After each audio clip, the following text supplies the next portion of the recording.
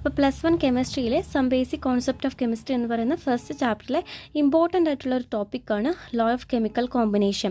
ഇത് 3 ലോസ് ആണ് നമ്മളതിൽ പഠിക്കുന്നത്. അതിൽ ഒന്നാമത്തെ ലോ ആണ് law of conservation of mass. അത് ആരാണ് പ്രപ്പോസ് ചെയ്തത്? Proposed by Lavoisier. അപ്പോൾ ആരാണ് പ്രപ്പോസ് ചെയ്തതെന്ന് പഠിക്കണം. Proposed by Lavoisier. എന്താണ് പറയുന്നത്? Matter can neither be created nor be destroyed. Matter can neither be created nor be destroyed എന്നാണ്. ഇപ്പോൾ ഒരു എക്സാമ്പിൾ വെച്ച് നമ്മളതിനെ എന്ത് ചെയ്യണം പറയാണ്. അതായത് ഒരു ബാലൻസ് ഇക്വേഷൻ നമ്മളെപ്പോഴും അതിന് വേണ്ടി നമ്മൾ വേണം. അതായത് ഇപ്പം നമ്മളിവിടെ കാർബൺ നോക്കുമ്പോൾ കാർബണിൻ്റെ മാസ് എത്രയാണ്? 12 ആണ്. ഓക്സിജൻ എന്ന് പറയുമ്പോൾ 2 ഓക്സിജൻ ഉള്ളതുകൊണ്ട് എത്രയാണ്? 32 ആണ് അല്ലേ? 32 ഗ്രാം വെച്ചിട്ടാണ് അല്ലേ? ഓക്കെ, അപ്പം നമുക്ക് ഇവിടെ നോക്കുമ്പം ഇതേ പ്ലസ് ഇത് ചെയ്യുമ്പോൾ എന്താണ്? 44 ആണ് നമുക്ക് കിട്ടുന്നത്. ഓൾസോ ഇതും എത്രയാണ്? ഇതും 44 തന്നെയാണ് അല്ലേ? അതായത് റിയാക്റ്റൻ്റെ എടുത്ത് നോക്കുമ്പോൾ അതേ മാസ് തന്നെയാണ് ആർക്കും വരുന്നത്? പ്രൊഡക്റ്റിനും വരുന്നത് അല്ലേ? അപ്പോൾ ഇതെന്താണ്? ഇവിടെ മാസ് കൂടുന്നുമില്ല, മാസ് കുറയുന്നുമില്ല. അപ്പോൾ അതാണ് എന്ത് ചെയ്യും, നമുക്ക് ഒരിക്കലും എന്ത് ചെയ്യുക, നമുക്ക് ഡിസ്ട്രോയ് ചെയ്യാനും പറ്റത്തില്ല, പക്ഷെ നമുക്ക് ക്രിയേറ്റ് ചെയ്യാനായിട്ട് പറ്റത്തില്ല. നമുക്ക് ഈ ഒരു law of conservation of mass എഴുതുമ്പോൾ നമ്മൾ എപ്പോഴും ഒരു ബാലൻസ്ഡ് കെമിക്കൽ ഇക്വേഷൻ എഴുതിയിട്ട് അതിൻ്റെ റിയാക്റ്റൻറ്റിൻ്റെ ഭാഗത്തും പ്രൊഡക്റ്റിൻ്റെ ഭാഗത്തും സെയിം മാസാണ് ഉള്ളതെന്ന് നമ്മൾ കാണിക്കുക. ഓക്കെ, സെക്കൻഡ് ലോ ആണ് law of definite proportion. Joseph Proust ആണ് അത് എന്ത് ചെയ്ത് പ്രൊപ്പോസ് ചെയ്തത്. എന്താ പറയുന്നത്?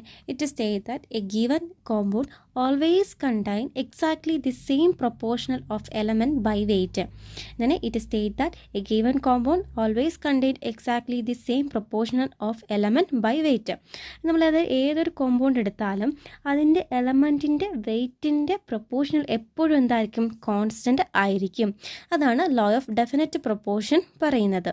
തേർഡ് ലോ ആണ് ലോ ഓഫ് മൾട്ടിപ്പിൾ പ്രൊപ്പോർഷൻ. ഈ 3 ലോയിൽ ഏറ്റവും ഇമ്പോർട്ടൻ്റ് ആയിട്ടുള്ള ലോ ആണ് മൾട്ടിപ്പിൾ പ്രൊപ്പോർഷൻ. ജോൺ ഡാൾട്ടൺ ആണ് അത് പ്രൊപ്പോസ് ചെയ്തത്. എന്താണ്? If 2 element can combine to form more than 1 compound, the masses of 1 element that combine with a fixed mass of other element are in ratio of small whole number.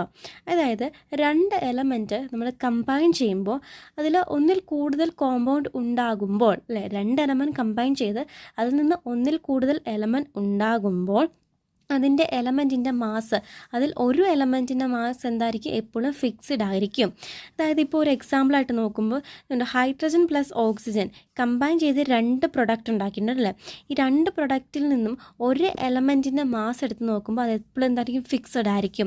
അപ്പോൾ ഇവിടെ എന്താണ്? രണ്ടിടത്തും hydrogen ഉണ്ടല്ലേ. ഈ ഹൈഡ്രജൻ്റെ mass എപ്പോഴും എന്തായിരിക്കും? Fixed ആയിരിക്കും.